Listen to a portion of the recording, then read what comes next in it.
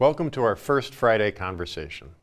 For more than 30 years, St. Thomas alumni and friends have come together for the first Friday Speaker Series luncheons to hear firsthand from the community's most impactful thought leaders. Now we're delighted to share these conversations both online and in person. The leaders we invite to this series offer candid messages and unique perspectives on the common good. They provide interesting insights into what may be next for Minnesota and beyond. Today's conversation is no exception. We have business leader, best-selling author, and executive fellow Bill George and Dr. MayKao Hang, Vice President and Founding Dean of the Morrison Family College of Health. Dean Hang and Bill recently sat down to discuss authentic leadership and share stories about leading with heart, passion, compassion, and moral courage. Before we hear from them, it's traditional for the President to give an update on the year ahead at St. Thomas at the First Friday program of the year. Campus is bustling this year. After 2 years of smaller incoming class numbers due to the pandemic, this year's freshman class numbers 1,412, an increase of 15% over last year. This is wonderful news, especially given the impact of COVID, and we intend to keep that momentum going. Along with a robust freshman class, we also are seeing the impact of the 2-year on-campus living requirement, which was first implemented last fall. The result is nearly half of all undergraduate students living on campus, the most in recent history. All first-year incoming students are living in new or newly renovated residence halls. This past summer, we completed the renovations of Dowling and Brady halls. These two halls are home to nearly 600 first-year students this fall. Brady and Dowling joined the already completed renovation of Ireland Hall and the completed construction of Tommy North and Fry Hall. Campus life is, of course, an enormously important part of the college experience. You have a wide variety of students sharing their ideas, leadership, and rich experiences with our community, while at the same time they are learning from, connecting to, and developing alongside their peers. We could not be happier with our progress in this area, especially because it ties directly to our goal of creating a culture of encounter. As a Catholic university, we are called, in the words of Pope Francis, to build a culture of encounter and to push back against what he calls a culture of indifference. We are working intentionally and proactively to provide opportunities for encounter that will spur dialogue and mutual respect among our students, staff, and faculty. Opportunities to reach out, to foster understanding, and to make a special effort to build relationships across difference. Dorothy Day expressed the same sentiment a little differently. She reminded us that, quote, "We cannot love God unless we love each other, and to love, we must know each other." There's also a great deal of activity on campus on several large-scale projects. Construction continues on the Schoenecker Center, opening in the spring of 2024. The 5-level complex will host a media newsroom, an art gallery, science labs, a 5,000 square foot facility for large-scale engineering testing and demonstration, and more. It will add tremendously to our students' experience and their education, and we can't wait to see it open. As we all know, it's a critical time for the healthcare industry, and we are delighted to be welcoming our first class of students to the Susan Morrison School of Nursing for the Bachelor of Science in Nursing and a pre-licensure Master of Science in Nursing. This is part of our commitment to serve the common good, to address the current nursing shortage, and to do so in a way that centers on health equity.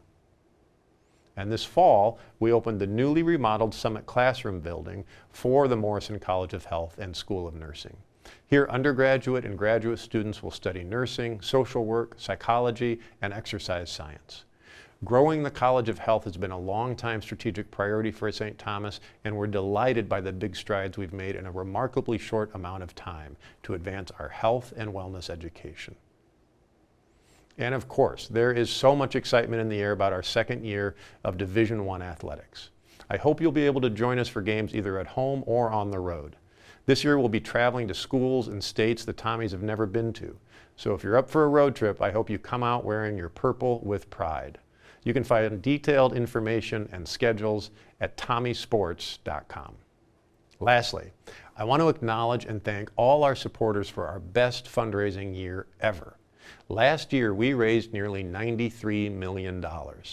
It is extraordinary, and we are deeply grateful for the belief in our mission and support shown by alumni and friends of St. Thomas. The number one priority in our strategic plan continues to be increasing student access to a St. Thomas education, with $40 million committed to student scholarships. In closing, I want you to know that as interim president, I am grateful and humbled by this opportunity to be with you today. I've been part of the St. Thomas community for 17 years. I deeply value the opportunity to be of service in this important time of transition and momentum. Thank you once again for joining us. And now it's my pleasure to introduce our speakers. Bill George is Executive Fellow at Harvard Business School, where he has taught leadership since 2004. The former chairman and CEO of Medtronic, he is the author of best-selling leadership books, Authentic Leadership, True North, Discover Your True North, and 7 Lessons for Leading in Crisis. His latest book, The True North Emerging Leader Edition, was released on August 30th. MayKao Hang was appointed Vice President and Founding Dean of the Morrison Family College of Health in fall 2019.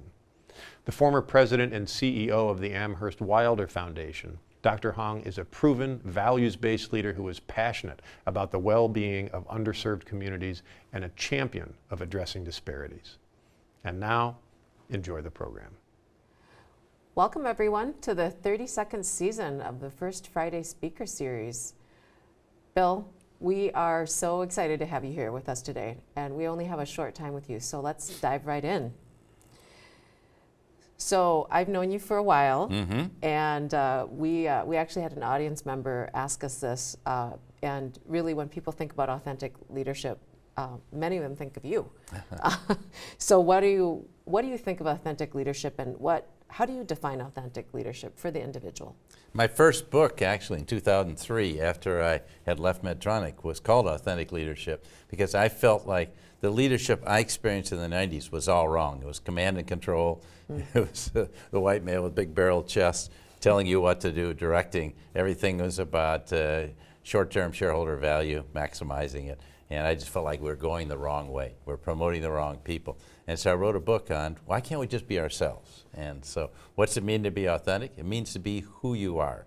And I think that's the inner you. And as I see it, that's your background, your life story, the challenges you face and overcome.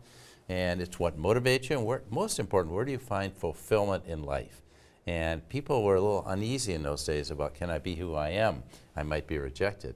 What we're finding now, of course, is that's if people only want to deal with people who are real and authentic. So you've led for a really long time, and now you're teaching the rest of us how to be good leaders, good authentic leaders. If you think back to 20 years ago when you were on that journey, I call it discovering your true north, right? What are the things that you remember, and why are you so enthusiastic about continuing to pay this forward to leaders today? My journey goes all the way back to when I was 9 years old. And my father, who I thought was a good consultant, thought he was a failure because he never led things. And so he said, son, I'd like you to make up for my failures and become the leader I never became. And he even named companies. I'd like you to lead a major corporation. So he named companies like Coca-Cola, Procter & Gamble, IBM. I mean, of course, I didn't know anything about these companies. Kind of a heavy trip for lay on a 9-year-old kid.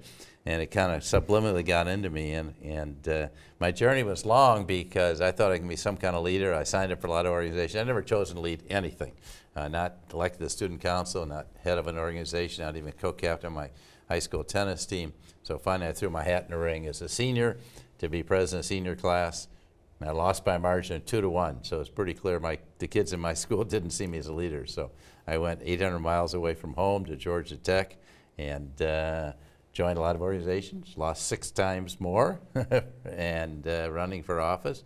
And so finally, some seniors there took me aside and said, Bill, no one's ever going to work with you, much less be led by you, because you're moving so fast to get ahead, you don't take time for other people.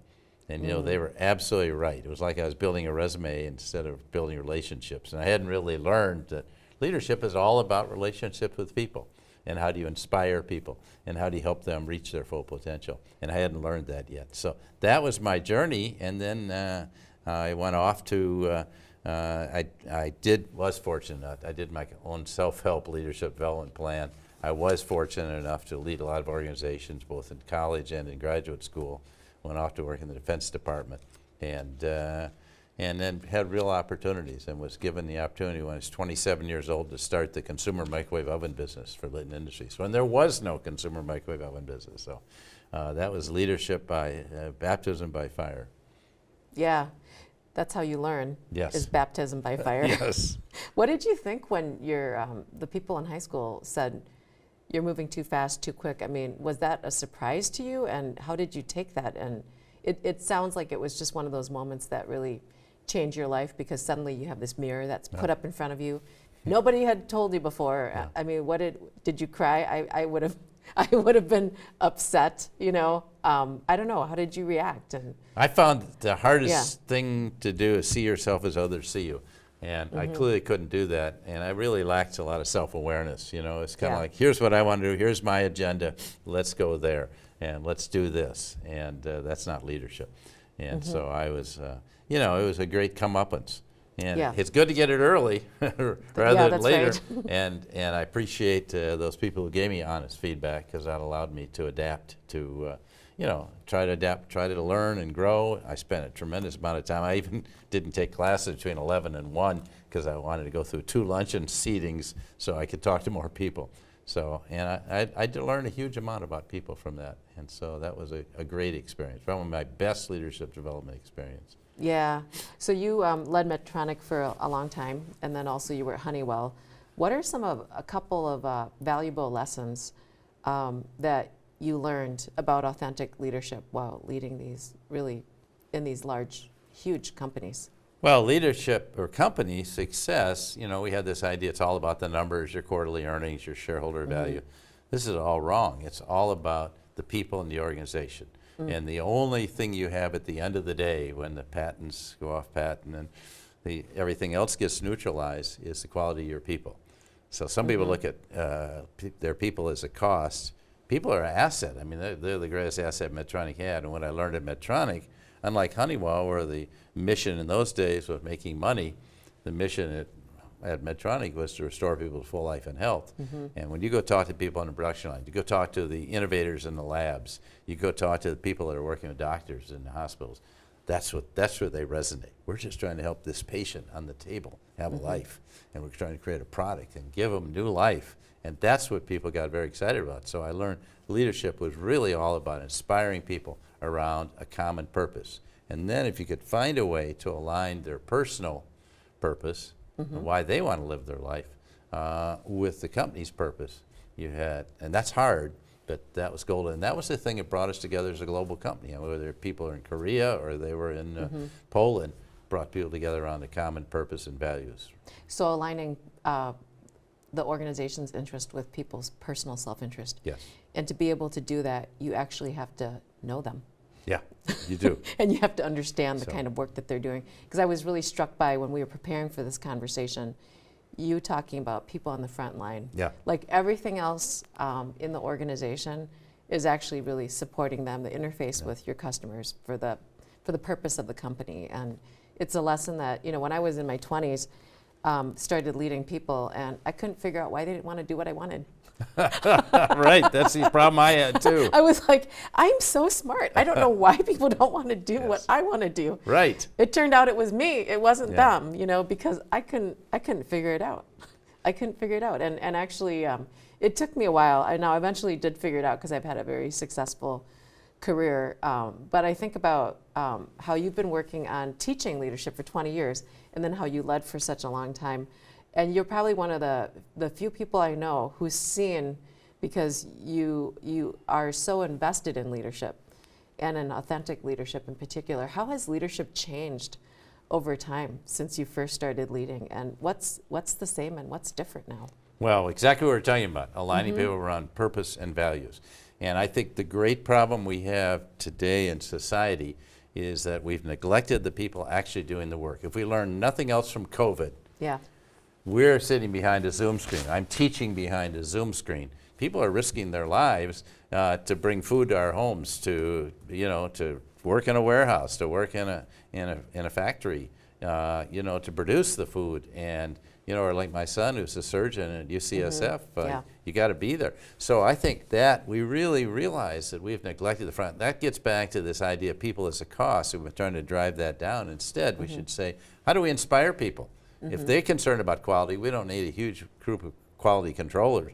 They're going to produce the quality. So that's what I found. I think we should invert the whole organization and have customers on top, employees, the frontline employees, and then all the rest of us, we're here. I mean, you're here for the students at St. Thomas. Yeah. And you're here, and your whole faculty, all the administrative and support staff should be there to support the students' learning experience. And if you think about it, rather than you're there to control people, write rules, and tell them what to do, it's a very different mentality, and I hope we can rethink. So that's changed about leadership, of realizing the importance of everyone's sense of personal agency, personal purpose. And today employees have agency, so you really have to reach them. That's why there's been this great resignation, because people saying, my purpose is not helping you make a lot of money. I have a different purpose, and so if I can't find alignment here, then I'll go somewhere else. And of course, that's what I found when I got to Medtronic, was that alignment. And it was easy there. All I had to do was try to inspire people around it. Yeah. Well, and that's such a shift. I mean, even in the time that I've been leading, I've been leading for like 25 years, maybe 26 years. There have been great experiments over time about how to motivate people. There's all this analysis, Right. and at the end of the day, it really is about making sure that the people who are doing the work day in and day out feel valued, Right. that they're motivated, and that they believe that you care about them, and that you are doing all the things that you can to actually support them in the primary mission. And unfortunately, we've driven down the compensation of a lot of those frontline people relative to the rest of society. You can talk about teachers, nurses, production workers, first-level engineers, all these people. And so I think that's we need to revalue and relook at that and rethink it. And That's really radical changed. thinking, Bill. Inverting the organization. It is. It's a totally different paradigm shift. Yeah. Well, I read the first version of True North and actually went through the leadership program that you and others put together at Multiversity, and I found it to be a really valuable experience. And in this edition of True North Emerging Leader, you add a few new things. So I thought I would ask you about what led you to writing these additional chapters, and about navigating through today's challenges in this recent vision of True North. Well, the irony is I haven't led anything in 20 years, but I do work with younger people, from MBAs all the way up to CEOs, people like yourself, and that's a great privilege for me. So we're going through a massive generational change in leadership. We're going from 30 years of the baby boomers being in charge to the new generations, the Gen Xers, the millennials, and Gen Z. And I do feature a number of people in here who are baby boomers, who are kind of the forerunners and role models for the new generation, people like Mary Barra at General Motors. But I think it's really important that we rethink and reconceptualize leadership, and what's it take to be, and how do we inspire the emerging leaders. So I wrote this book to try to encourage emerging leaders to step up and lead now. I mean, let's not wait. You don't have to wait 10 years. I had a chance to run the microwave division at Litton Industries when I came here at age 27. So that's what brought me to the Twin Cities. Hey, what a great opportunity. People opened the door for you early on in your career. And so, who's going to do that for you? And who are we going to do that for? But how are we going to inspire people to step up and take over? Because the employees today are insisting on it. Otherwise, they'll quit. Otherwise, I can't stand this phrase, quiet quitting, because that's the worst thing you do. If you want to quit, quit.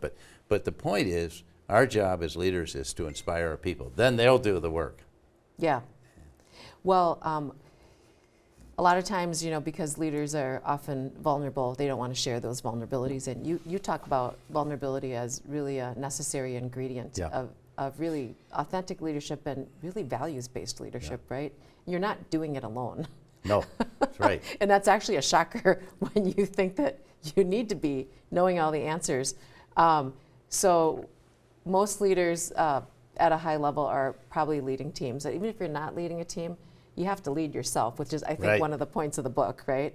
What's your advice, given all the turmoil we've experienced, the pandemic, the political unrest, I would say, the racial tensions in this country. What's your advice for leaders today who are leading teams through really times of crisis and challenge? How should we think about those teams, and what do you see in our futures for how we actually build and maintain strong relationships with the team? That's a great question, because it used to be just keep your head down and run the business. Every leader I know is saying, look, I know how to run the business, Bill. How do I deal with all these intersecting crises? It's not just one, it's all these things coming together, and we don't know where inflation's going to rest out. We don't know about if there's going to be a big recession. We don't know about what's the impact on us of Russia's invasion of Ukraine. These are very serious things. But the interesting thing, the reason I wrote the book for emerging leaders, because emerging leaders have been in nothing but crisis for 20 years. We were raised in a different era where things were in the 70s, 80s, 90s, much more stable. There were all mini crises, but you could just run not today. And you're expected to have a position. Your employees want to know, what's the purpose of our organization? What are we trying to do here, MayKao? And do you have a climate change plan? Are you committed to this? Do you have a diversity, equity, and inclusion plan? If you don't, I don't think I want to work here. If you're not committed to that, I don't think I want to work here. There are other places I can work. And so these are the kind of tough questions. Employees have agency today, and you have to be prepared to address this and help lead them through these crises. We don't know. And so today's leaders have to be much more adaptable. And a lot of the stuff we learned in business school 30 years ago is irrelevant today, because you can't have a 10-year plan. You can have a vision, you can have a mission, but you're going to have to adapt to changing conditions, and it's changed very rapidly. How many people here at St. Thomas were prepared for COVID? And then all of a sudden, in 7 days, everything shut down. Mm-hmm. Very few. In fact, at Harvard Business School, where I teach, I can tell you there was huge resistance on the faculty to teaching remotely. They didn't want to do it. And of course, everyone had to learn in 7 days how to do it, and that changed. So that's the kind of adaptability that leaders need. That's why I think the emerging leaders have been leading through this, and they understand, how do we get through this? How do we get through that? The banking crisis, COVID. And so I think they're much better prepared. So that's why I think we need this new generation of leaders. Yeah. Well, I was honored to be asked to actually be interviewed and be written up in your new book. So 2 questions. Why did you ask me? Because you've met so many leaders over the years. And then because I work in higher education, are there specific recommendations that you have for people who are working here in higher education? Well, I think the principles of leadership are the same. Mm-hmm. Thank you for giving us your story. It's an amazing story. If anyone hasn't read the book, please read MayKao's story, because it's an amazing human story. And you told it just as it was. Hey, it's painful. I don't want to make light of it now. Mm-hmm. And it's sitting here now, it looks like, oh, she never had any problems. Yes. But that's where you learned. You learned in that crucible. I would bet those early life experiences you had.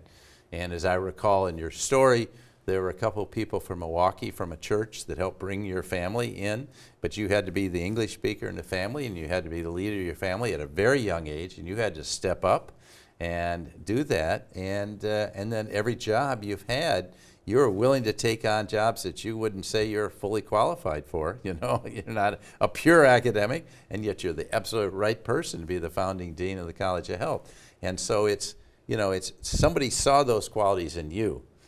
I suspect, or several people. Yes. And they said, would you step up? Mm-hmm. And good for you for doing it. And I think that's really critical, is now who are we seeing coming along that we can say, I'll give you that opportunity. Somebody gave me an opportunity to run the microwave division at 27.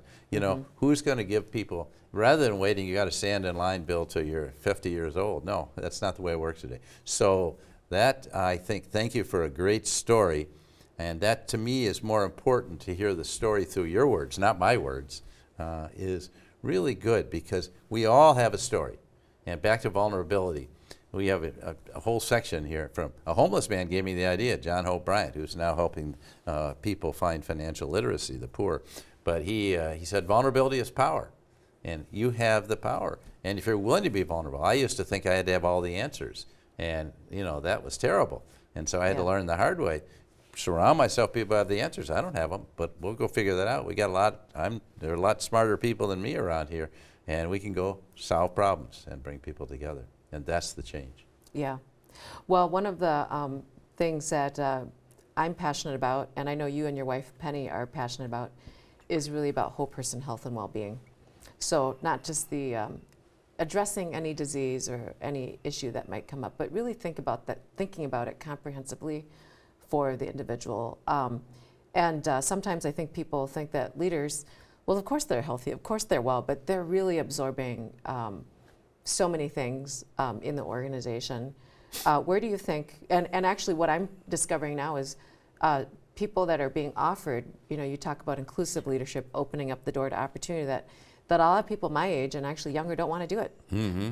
They don't want to do it, and it's because they're sacrificing their health and well-being to actually absorb the chaos or work in organizations that are in rapid change. What do you think about leadership and whole person health? I mean, where does that come together for you? And how would you suggest that we think about this in the workplace, really? Yeah, I'll come to that in 1 second, but let me just say we had a real trauma in our family. Penny was diagnosed with breast cancer some 25, 27 years ago, and it totally changed her life. As a matter of fact, 6 months before, she just finished her doctorate here at St. Thomas in psychology, and had been done psychological work with industrial psychology for 20 years, got her doctorate, and started her own firm, and then all of a sudden she had breast cancer. And the interesting thing was not just the physical side, but the fact how she saw, wow, I want to be a whole person. I don't want you to look at me that has someone that has cancer. I want you to see me as mind, body, spirit. How can I be whole? And she also was wise enough and explored it to know that that's the best way to fight off cancer coming back, because that's what she feared. So she's been the pioneer in this field. But I do believe fervently in whole person health. And I think in the workplace right now, everyone's saying, oh, I'm burned out. I don't have well-being. I'm depressed. All these. We need to ensure people, so whether they're students or whether they're business people or teachers, that they feel a sense of well-being. And so I think it's our job as leaders to provide that and to help people get through difficult times. And I think organizations like yours or like Medtronic need to be there for people when they have tough times. And I think that's critical, that we change the philosophy of this and we offer it. In fact, I think, you either do preventive things, prevent getting sick, or then you do things reactively. And so I think, I meditate every day. Penny does too. She's stricter about diet than I am, but we eat relatively healthy. We exercise every day. And so I think try to get a good night's sleep. Those 4 things are critical to your health. And I used to have, my son used to say, he was in residency, I get 3 hours sleep, Dad, I just can't continue it. Well, that's right. So we need to take care of ourselves. We can't be fully effective as a teacher, as a student, and as a dean in the workplace unless we do take care of ourselves. Yeah, and it's hard to prioritize yourself to actually do those things. But you have to do it. Yep. If you sacrifice yourself, you're going to sacrifice all the people that depend on you because you won't have your health. Yeah. And so better to do it now and put those things. I coached soccer. You wonder why I did this at Honeywell and Medtronic for 12 years. And boy, I tell you, it was a great change of pace. And I love working with young people. And that may sound crazy to you, but it helped me deal with stress too. Yeah. Well, and so I know you've been in and around healthcare for a long time, and leadership in healthcare is particularly challenging as the founding dean for the College of Health, because we're going to be really producing future leaders for this community. And the healthcare system is so fragmented. I mean, what do you think would make the biggest difference in healthcare? I mean, to advance health equity. I know you and Penny are, you're distinguished by your belief in community and in actually creating access, but you've been in and around this topic for so many years. What do you have to say about that? And in the context of leadership and what organizations are facing? That our leaders realize that prevention is really important, and we try to get people whole. And if they come in and they get heart surgery, they still have a lot of work to do if they're 150 pounds overweight, that they really have to change their lives and help people do that. And that's the only way. Right now we have a terrible situation where costs go up every year and frankly, overall health of Americans are going down. So we've got to change that. And particularly where the real issues are people that don't have access to health. People that are financially well off have access to great health care, but a lot of people don't. and they don't have access to good food. They live in food deserts, you know, and maybe it's not safe to go outside my neighborhood and go for a run or go for a walk. And so we need to help people, we really do, and take care of people in all socioeconomic brackets. And then I think you have the challenge here of who's going to take care of those people, and do they look like me? Do they understand me? You know, my son has, you know, he has people living in San Francisco, all different nationalities. Well, who can speak the language? A lot of people, frankly, do not, and they're not comfortable. And so you need to have people that very diverse population, what I'm trying to say. Yeah. And I think we focus too much on physicians and not enough on nurses and advancement, nurse practitioners in other fields, taking more of the doctor's work, and all the technicians and everyone else makes up the system. And their positive attitudes have a lot to do with how I feel about my own health. They're also intersecting way more frequently than the physicians are actually Yes, intersecting. right. Yeah, yeah, and the community of support around those patients or individuals is Penny really had, when she important. was in the hospital after breast cancer, she had a nurse that came in and said, no, it was a person who was cleaning the room. And she came in the night, she said, Mrs. George, I know that you're checking out tomorrow, and that's my day off. I just want to say what a privilege it's been to be here to serve you and help you get healthier. Yeah. It brings tears to my eyes just to even tell this story, that she cared enough to say that, and that meant a lot to Penny. Oh, yeah. Yeah. I mean, it's those meaningful moments through relationships and with that support that matters so much. Right. Yeah. Or if you don't have anything, I always tell people this because I've worked with people who've lived in refugee camps. I've worked with homeless people in Frogtown. I've worked with just kids who've been incarcerated, you know. And the beloved community that Dr. Martin Luther King describes in his vision for all of us. I know that's been very much something that you care about. Why has community or building community been so important to you over the years? Well, first of all, we've lost a lot of the elements we had in community in the past that I was growing up with. Yeah. Robert Putnam, who's a neighbor of mine in Cambridge, wrote a book called Bowling Alone. And we don't have bowling leagues, we don't have the Lions Club, people don't go to road. They aren't joining organizations like they used to. So where's our community? What brings us together? We all need a community there to support us. We're all go through tough times. Who is in our community? And then, do I feel a sense of belonging to this community? We haven't left Minneapolis ever, even though we went overseas twice, and I teach in Boston. Because we feel so much a part of this community. We feel part of the fabric of the community. It's like a mosaic. They're all elements of the community. Yes, we're going through difficult times now. It was triggered a lot by George Floyd's murder. But, you know, we have to go to work to rebuild, to build the community. But make sure everyone feels beloved, feels a sense of belonging. It's the same in an organization. That people here at St. Thomas, I want to feel like, I tell people, you don't have to go to the biggest name school. Go to a place where you feel like you belong. That's where you should go. These are people you want to spend 4 years with. Are these people you want to, go to graduate school? Do you want to, spend your life with? And so really choose it based on that, and don't worry about the name or some U.S. News and World Report rankings. Why do you think it's so hard for people to feel this sense of belonging or to actually even develop that climate? I mean, what do we do as leaders to help do more of that? Because we as leaders are not creating that sense of belonging. And Yeah. we do have diversity in the workplace. Everyone's talking about more diversity, but diversity is not the end. That's a necessary thing, but it's not sufficient. You have to create inclusion. And so do you feel accepted? Or are you kind of on the outside ring because you're a female or because you came here as an immigrant? Or do you feel fully included? And you don't want to work in an organization where you don't. I don't, you know, and so and you don't want to have to buy into, in many organizations, you had to buy into the dominant, what I will call white male paradigm. And I have to buy into that. No, you don't have to behave like that. You be yourself. Can you be authentic? Can you be real? And do things your way. Here's how I like to lead. And find that's honored and that's accepted, and that people appreciate that, because the people working for you, they know whether you're real or not. Yeah. And the people in your organization, that's what they look for. They don't want to work for somebody who's not. Yeah. So we've got to move away from that and create inclusion, not just diversity, but inclusion. Yeah. Well, I was asked a question one time from someone who thought that she should be promoted and asked why she wasn't getting promoted. And I think what people don't realize, especially if you're at a higher level within an organization, you're managing people, is that you're actually being interviewed all the time. Yes. So one of the things that I tell people who are in leadership and they're kind of coming in new and they're afraid that they're on the stage and that they're kind of a fraud. And if you pull back the curtains, they're going to be seen really clearly. So they have to kind of puff up and try to figure things Exactly. out. Right?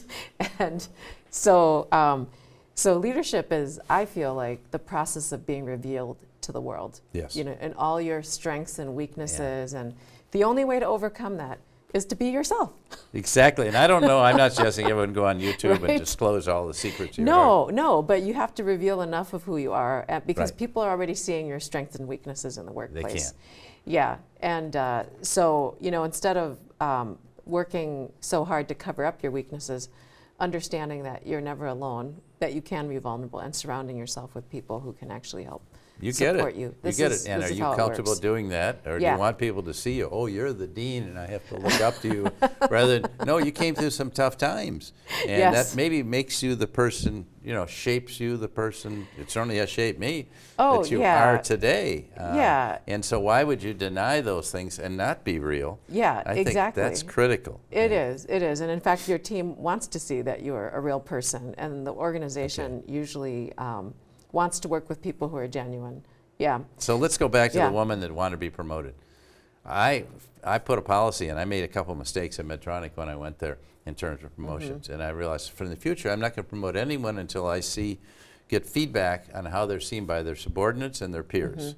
360 reviews, Yep. people that have a good sense of them, who work with them for a long time, because I might see them one way, but if they're not good, and frankly, I never teach a class ever at Harvard Business School or I get evaluation. Some of it's kind of painful, but that's where I learn. Yeah. You know, people being critical. But I get evaluated for everything I teach, and that's great help for how am I going to teach the next class. Right. And so I just think that we need to look at that. How do the people feel about people? Yeah. They'll tell you, too. And if you go, you know, it's a different world today. Yeah, it is really different. So you recently wrote an article about the importance of empowering people, not holding power over people. Very big difference here. And that's a really important distinction in having power dynamics. Yet we know that leaders do have the power to make decisions at critical times. It's how we use that power, right? What suggestions do you have about leaders who have to confront and face making really difficult decisions? I mean, how do they find the courage to step up? Because sometimes I see this, especially with what we're going through today, that there are decisions that need to get made, but leaders don't necessarily want to make them, and they're not necessarily being courageous. Instead, they are holding power over their people to make these decisions. I mean, what do you think of that? And any suggestions for how Well, to at step up? Medtronic, every decision we made, we got our leaders together, or you know, we had scientists that had more information, and we got everyone's opinion. Now, sometimes I had to go against the opinions of people there, Yeah. and I would say, okay, I thought about it, but there are other factors we have to take into consideration here. But you had listened to them, you took all these inputs. I had some people, truth tellers, who I was very close to in the company, who actually worked for me, and I got their feedback on all these things, and it really helped me get through the tough times. And here's a really tough decision. Well, don't do it alone. Don't be a loner, like Dick Yeah. Fold was at Lehman. You know, you've got to surround yourself with people that tell you the truth and really Yeah. listen to those people. But then, you said it, have the courage. You're not just taking a vote. You have the courage to make the right decision. And I think today it's moral courage. I remember when Ken Frazier resigned from President Trump's council. And no one else would have done that. And he said, no, this is not, I don't believe in these things, so I'm out of here after Charlottesville. And, you know, 42 CEOs followed him out the door, but those 42 would not have followed him had he not taken the lead. That's courage. Yeah. That's moral courage. And we need to have more leaders, like you have moral courage. We need to have more leaders with moral courage to do the right thing. And even though it goes against the grain, and to stand up for what's right. And Yeah. I just feel that so strongly. Chip Berg, who's a colleague of mine, who's CEO of Levi's, when the Roe versus Wade was overturned, put out a very strong statement saying abortion is a business issue. We need to take care of the needs of our people. And I said, well, Cripps, you knew you were going to get criticized for that position. that half the people or a number of the people were going. And he said, no, because this is what our company has stood for 100 years. My customers are our customers. A lot of them are young women, and they need to know they have that support. And the same with my employees, 60% female employees. I need to stand with them. And even though he's going to get the slings and arrows coming at him, he had the courage to do that. That's what I like, is a courageous leader. Yeah, yeah. Well, and actually, if you are soliciting feedback and you know all those perspectives, or at least you understand them, understanding that ultimately, if you are in that leadership role, you have to make that decision. Yes. Not pushing it down. You do. I mean, yeah, something that I see happening for a lot of people who aren't necessarily as comfortable stepping up, yeah, and getting, well, the arrows, Yeah. the daggers, whatever. You've whatever done it is it. that You've might done come it the in way. every job you've had. It isn't like you just had an Well, easy, cushy situation. Well, you have to. I mean, you just have to do it. Even if you don't want to, it's the right thing for the students here at St. Thomas, or Right. for the community, which is other jobs I've had. So why do you think True North has been such a success over the years? And I'm sure that this version will also be, with the inclusion of additional chapters and ways of thinking about today's challenges. Why do you think it's been such a success? And then, of course, as a teacher myself, when you teach, you also get to learn so much Right. through the process. And that's the joy that you get from actually being a teacher, is seeing your students succeed, improve, get better. What have you learned? Why is this so successful from your Well, perspective? first of all, I never go into the classroom where I don't genuinely want to learn from my students. And I tell them, they don't believe me, that I'm going to learn a lot more from you, you're going to learn from me. But it's actually true.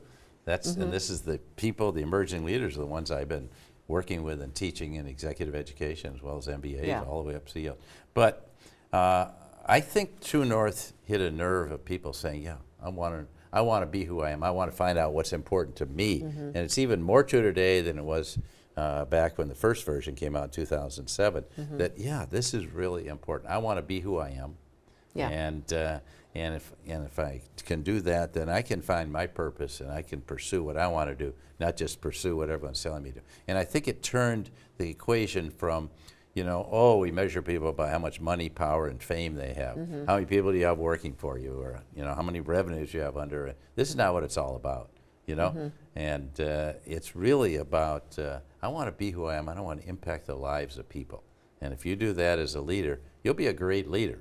But if you're not impacting any lives, you're not much of a leader. You're just out there for yourself.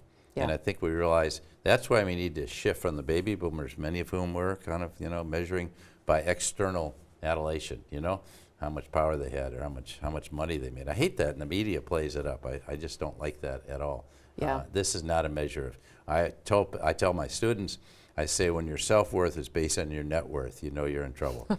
So, That's a great line. Yeah. And by the way, about bad news, regardless of your religion or no religion, you can't take it with you. Yeah. So you might as well be right. out there trying to help other people right now, and share the joy, share the privilege you've had. We've had great privileges, Penny and I have, and so we try to share that through our foundation. Yeah, yeah. Well, we're nearing the end of our time. I can't believe it. I mean, that time went so fast. And it's just really been a joy to actually listen to you talk about leadership. I'm listening to you, but Yeah, thank you. yeah. Are there any final thoughts or ideas that you'd really like to share with the audience as we wrap up that you and I didn't get to?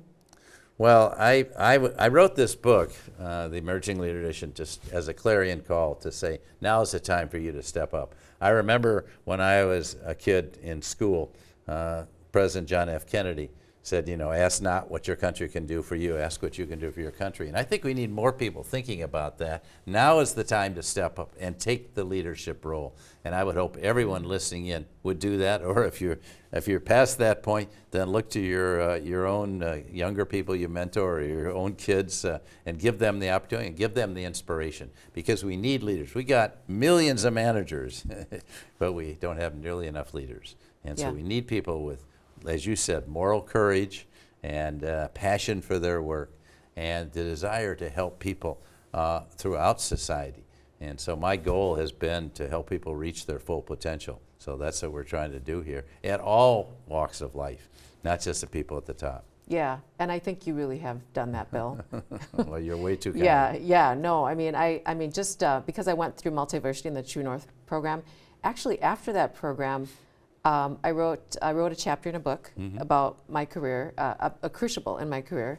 Stories called Never Again. It's in a book called Staring Down the Tiger. It's stories about Hmong women telling their stories. And then I let you interview me for this book. Thank you. I think you might remember that I wasn't willing to share my story in a formal way with anyone, even though I shared it verbally. So it at least changed me and made me think, well, maybe I do have something to offer here. And if I can't seem to get over this part, then I'm not paying it forward to people who might be inspired by my story. Well, you're being called. Yeah, I'm being And, called. you know, yeah. you're not a pure academic. You Yes. came here, you're being called to create this amazing new College of Health, which is going to help so many Yes. people. Yeah, I think it will. And we have our first nursing students on campus, so that's Great. just wonderful. So Bill, thank you so much for being here today. Before we say goodbye, I'd also like to thank you, our audience, for attending and providing questions for today's conversation. Keep an eye on your inbox for some exciting announcements about First Friday and what's coming next this season. Enjoy the rest of your day.